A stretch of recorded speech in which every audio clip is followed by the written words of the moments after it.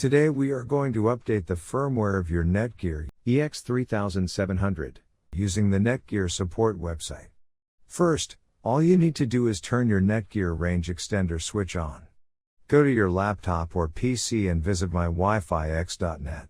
Now log in using the username and password. In case if you forget your username or password, then please get in touch with our support team. They will help you out to solve the issue.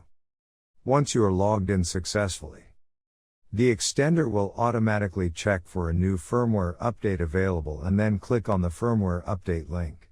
Click yes to download and install the new firmware. Be patient as the process might take a couple of minutes depending on your network speed.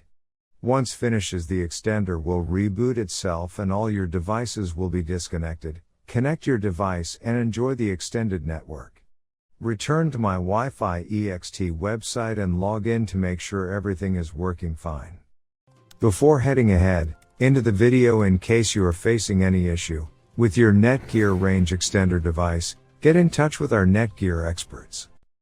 Thanks for watching our video, and do not forget to like, share, and comment on the video, so that you never miss any video from our channel.